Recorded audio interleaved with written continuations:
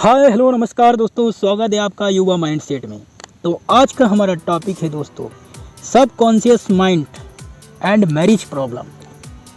हमारा अवचेतन मन और शादी या वैवाहिक संबंध में जो प्रॉब्लम आती है उसके ऊपर आज का हमारा टॉपिक है।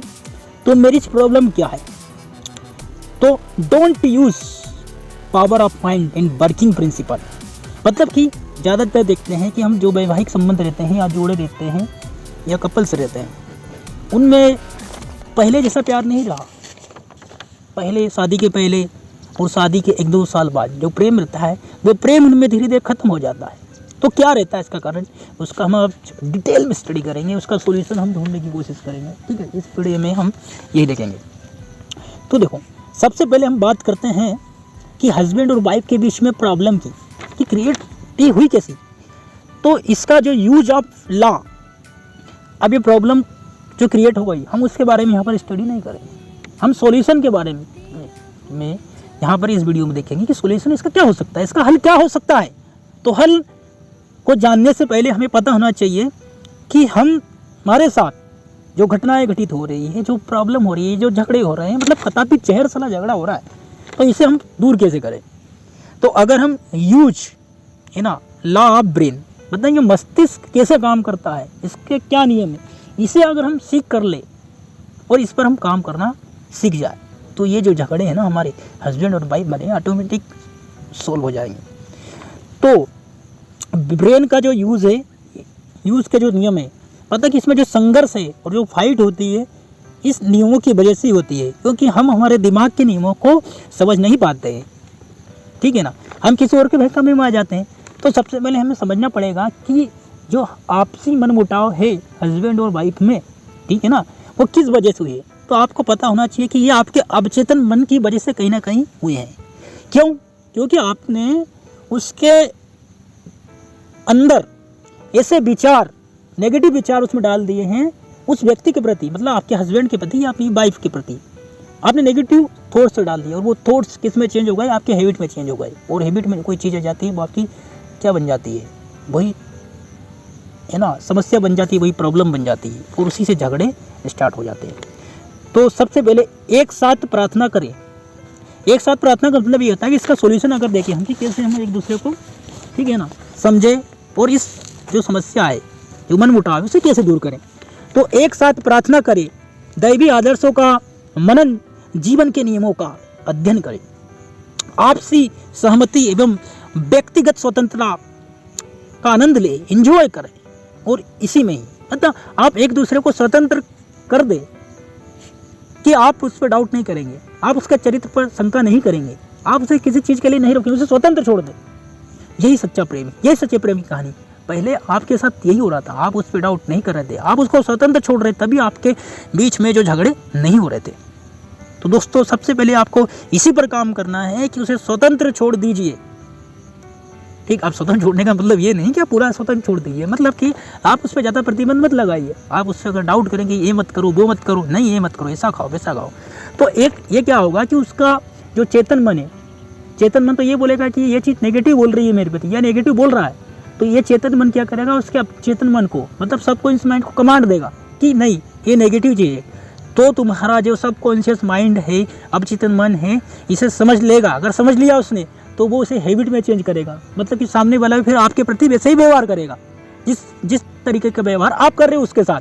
ठीक है ना, आप उसको उस पर डाउट कर रहे हो, आप उसको चिड़चिड़ापन दिखा रहे हो उसके प्रति, तो वही एक्शन सामने वाले के मन में भी होगा और वही तुम्हारी साथ भी होगा। जैसा आप उसके साथ कर रहे हो सेम टू सेम वैसा आपके साथ करेगा। वो व्यक्ति नहीं करेगा, उस व्यक्ति का अवचेतन मन करेगा। याद रखना, आप उस व्यक्ति का अवचेतन मन ही करेगा। और अवचेतन मन किस फॉर्म में करेगा, हैबिट की फॉर्म में करेगा। और ये हैबिट आई कहाँ से, ये हैबिट आई कहाँ से, एक्शन, एक्शन कहाँ, थॉट्स, और थॉट्स कहाँ से, कॉन्शियस माइंड, मतलब कि चेतन मन से आई है। ठीक है ना, और चेतन मन के पास कहाँ से आई, आप ही के द्वारा आई। तो अब समझ में आया आपको कि जो नेगेटिव चीज़ें होती हैं उनका असर ऐसा होता है। ठीक है ना, तो आप सामने वाले को जैसी इमेज दोगे वैसी इमेज आपको भी मिलेगी। तो इस चीज़ को आपको कम करना है। ठीक है, और कोई प्रॉब्लम है किसी चीज़ से संबंधित, तो उसका सॉल्यूशन आप दोनों बात करके आपस में एक दूसरे को समझ कर उसका सॉल्यूशन निकालो, ठीक है ना।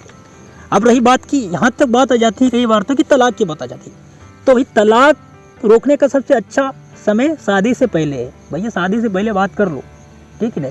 शादी से पहले क्या बात करोगे अब, तो चेतन और अवचेतन मन का यहाँ पर कॉन्सेप्ट आता है। उनसे का चेतन और अवचेतन मन का कॉन्सेप्ट आता है। आपसी कार्यविधि प्लस ना समझी से पैदा होता है। दोस्तों तलाक का जो डिसीजन है वो कहाँ से पैदा होता है, वो यहीं से पता है। चेतन और अवचेतन मन में जब तालमेल नहीं होता है तो आपसी कार्यविधि और ना समझी से ये डिसीजन पैदा होता है, और ये डिसीजन आपका हैबिट में चेंज हो गया, तब समझो आपकी लाइफ स्पॉइल, आप डिस्ट्रॉय हो जाओगे, आप कुछ नहीं कर पाओगे। तो सबसे पहले आपको अपने चेतन और अवचेतन मन में एक कॉम्बिनेशन बनाना पड़ेगा, आपस में तालमेल बनाना पड़ेगा, ठीक है ना। कि आप जैसा सोच रहे हो आपका अवचेतन मन वैसा क्रिया करे, ना कि आप कुछ सोच रहे हो आपका अवचेतन मन और दूसरी टाइप की क्रिया कर दे जो आपने सोचा ही नहीं। कई बार होता है ऐसा कि हम जो सोचते हैं वो होता नहीं।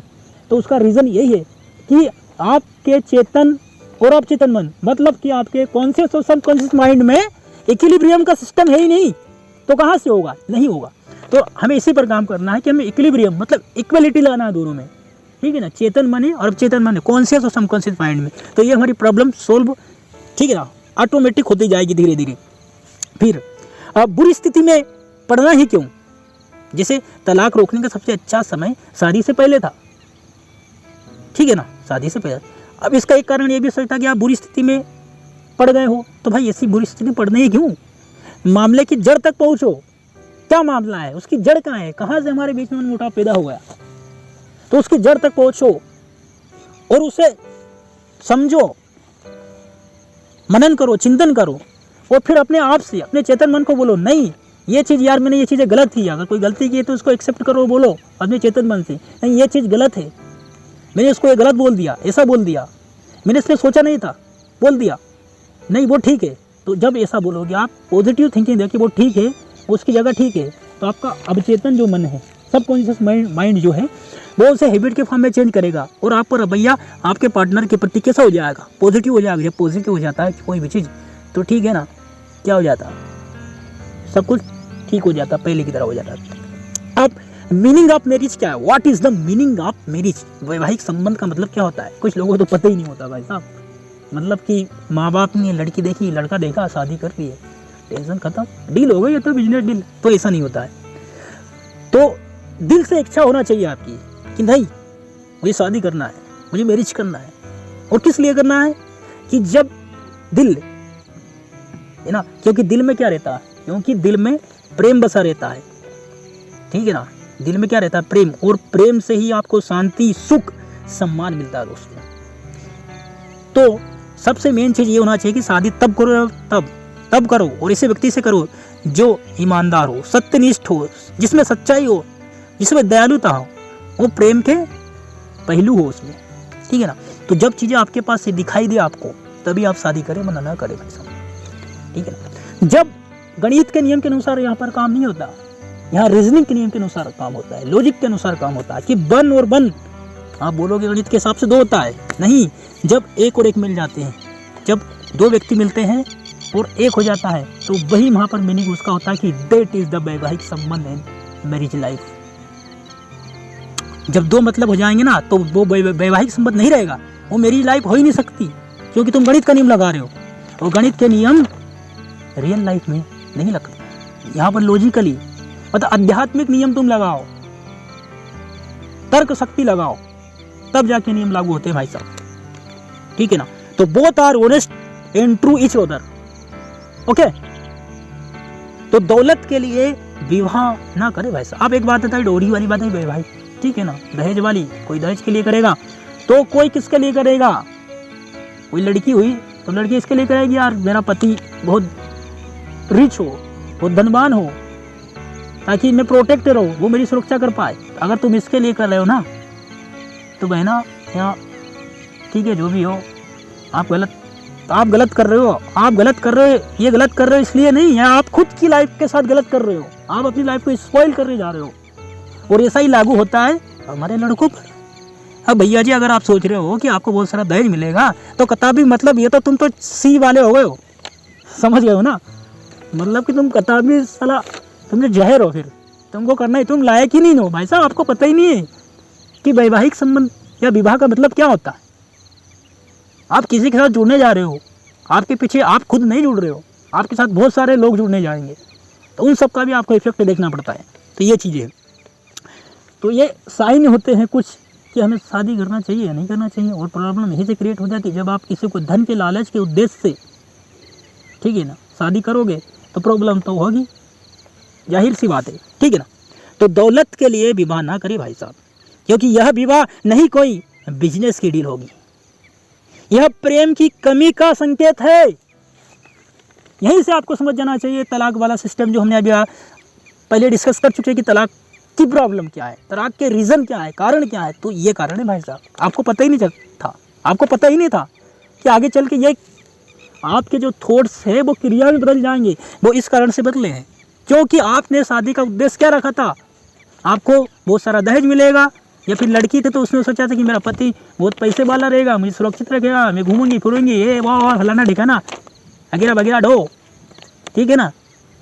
तो आपका विवाह का संबंध तो पहले ही टूट चुका था जब आपने ऐसा सोचा था, क्योंकि आपके अंदर ना शांति थी, ना सुख था, ना प्रेम तो कदापि था ही नहीं। वो तो जहर था वो तो भाई साहब, मतलब वो तो था ही नहीं, मतलब घंटा बजा तुम तो आप बस ही रहेगा। यह प्रेम की कमी का संकेत है भाई साहब, तो आपको ऐसा नहीं करना है।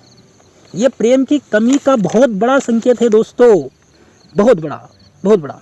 अब बात की कि सुरक्षा के खातिर विवाह, हमने अभी बात करके, कोई लड़की है अगर वो सोचे कि मेरी इससे मैं प्रोटेक्ट रहूँगी, मैं सुरक्षित रहूँगी, तो फिर सुरक्षा प्लस मानसिक स्थिति, मानसिक शांति, ये सब कॉन्शियस माइंड प्लस ब्रेन के नियम से मिलती है।